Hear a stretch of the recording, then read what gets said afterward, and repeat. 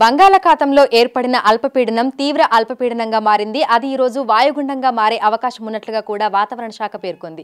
ఈ వాయుగుండం తుఫానుగా మారితే ఆ ప్రభావం తెలంగాణ రాష్ట్రం మీద ఏ విధంగా ఉంటుంది ఏంటి అనేది కూడా తెలుసుకుందాము. ప్రస్తుతం రాష్ట్ర వ్యాప్తంగా కనిష్ట ఉష్ణోగ్రతలు పెరిగాయి, చలి తీవ్రత తగ్గింది. మరి ఏ జిల్లాలలో ఎంత మేరకు కనిష్ట ఉష్ణోగ్రతలు నమోదవుతున్నాయి, రానున్న రోజుల్లో వాతావరణ పరిస్థితులు ఏ విధంగా ఉండే అవకాశం ఉంది ఏంటి అనేది కూడా తెలుసుకుందాము. మనతో పాటు వాతావరణ శాఖ అధికారి శ్రీనివాస్ గారు ఉన్నారు. మిగతా విషయాలను ఆయన మాటల్లోనే అడిగి తెలుసుకుందాము. నమస్తే సార్. సార్, ప్రస్తుతం బంగాళాఖాతంలో పరిస్థితి ఏ విధంగా ఉంది? అల్పపీడనం ఈ రోజు ఏ సమయంలో వాయుగుండంగా మారే అవకాశం ఉంది అంటారు? మనకు మొన్న 22వ తారీఖు ప్రాంతంలో ఈ ప్రాంతంలో మనకి అల్పపీడనం ఏర్పడింది. 22వ తారీఖు నాటికి ఇది నిన్నటికి ఈ దిశలో ప్రయాణం చేసి మరికొంత బలపడి తీవ్ర అల్పపీడనంగా మారి ప్రస్తుతం ఈ ప్రాంతంలో కేంద్రీకృతమై ఉంది. అయితే ఇదే దిశలో ఉత్తర వాయువ్య దిశలో ప్రయాణం చేసి ఈరోజు కానీ రేపు, ఈరోజు రాత్రి కానీ రేపు కానీ ఇది వాయుగుండంగా కూడా మారే అవకాశం ఉంది.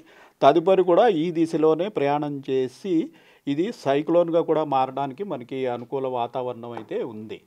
అయితే ఇది ఈ తూర్పు తీరాన్ని ఎక్కడ దాటుతుంది అన్న దాని మీద ఇంకా స్పష్టత లేదు. వివిధ మోడల్స్ కొంచెం వీటిలో కూడా ఈ ట్రాక్ అనేది డిఫర్ అవుతుంది. కొన్ని ట్రాక్స్ అయితే మనకి తీరానికి దూరంగా ప్రయాణం చేసి ఇట్లా బంగ్లాదేశ్కి చేరుకుంటాయని చూపిస్తుండగా, మరికొన్ని ట్రాక్స్ అయితే మనకి ప్రస్తుతం ఈ ఆంధ్ర తీరాన్ని ఆనుకొని ఇట్లా పోయే అవకాశం ఉందని చూపిస్తుంది.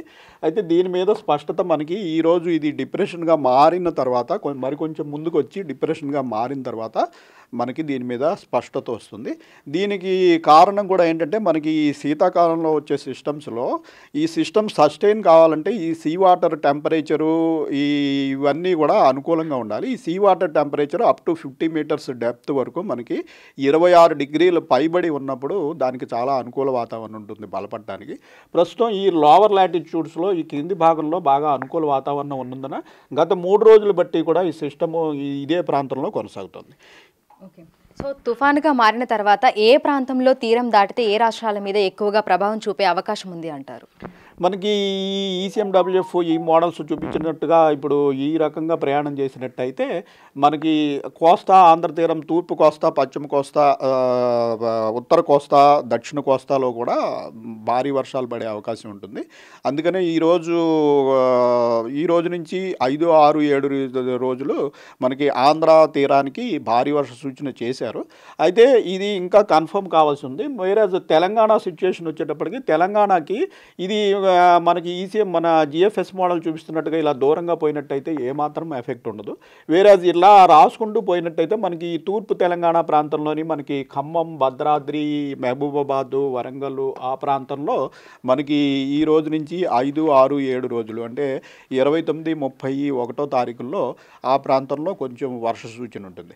ఇది మనకి కన్ఫర్మ్డ్గా రేపుకి ఇది డిప్రెషన్గా మారిన తర్వాత మరికొంచెం అప్పర్ లాటిట్యూడ్స్లోకి ప్రవేశించినట్టయితే కరెక్ట్గా దీనికి ప్రాబబుల్ ట్రాక్ అనేది కూడా మనకి హెడ్ క్వార్టర్స్ నుంచి రిలీజ్ అవుతుంది. సో చలి తీవ్రత కూడా 2-3 రోజుల నుంచి తగ్గింది. కనిష్ట ఉష్ణోగ్రతలు ప్రస్తుతం ఏ జిల్లాల్లో ఎంత మేరకు నమోదవుతున్నాయి? చలి తీవ్రత తగ్గడానికి గల కారణాలు ఏంటి? మనకి చలి తీవ్రత పెరగడానికి కారణాలు మనం చెప్పుకున్నాము. ఈ రేడియేషనల్ కూలింగ్, క్లౌడ్లెస్ నైట్స్ ఉండడము, అలాగే మాయిశ్చర్ తగ్గిపోవడము, అట్లాగే మనకి ఈ ఉత్తర భారతదేశం నుంచి కోల్డ్ విండ్స్ అనేవి ఇట్లా మనకి ప్రవేశించాయి. గత వారం అంతా కూడా మనకి ఉత్తరాది నుంచి ఉత్తర దిశగా అలాగే వాయువ్య దిశగా గాలులు ప్రవేశించడం వల్ల మనకి ఈ మన టెంపరేచర్స్ అనేవి నార్మల్ నుంచి 5 నుంచి 7 డిగ్రీలు కూడా కిందకి వెళ్ళిపోయి మనకు cold wave, severe cold wave కూడా చూసాం.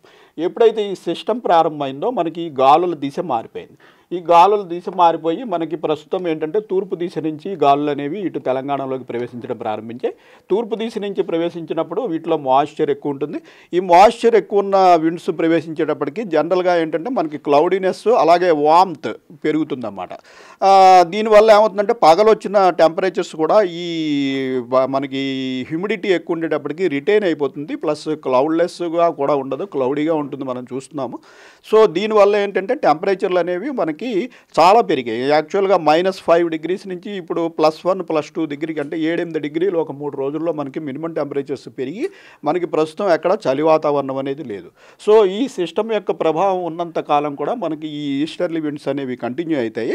ఈ రోజు నుంచి 5, 6, 7 రోజుల్లో ఈ సిస్టమ్ ఇట్లా పైకి మూవ్ అయిపోయిన తర్వాత మళ్ళీ మనకి ఇటు నుంచి నార్దర్లీ విండ్స్ స్టార్ట్ అయ్యే అవకాశం ఉంటుంది.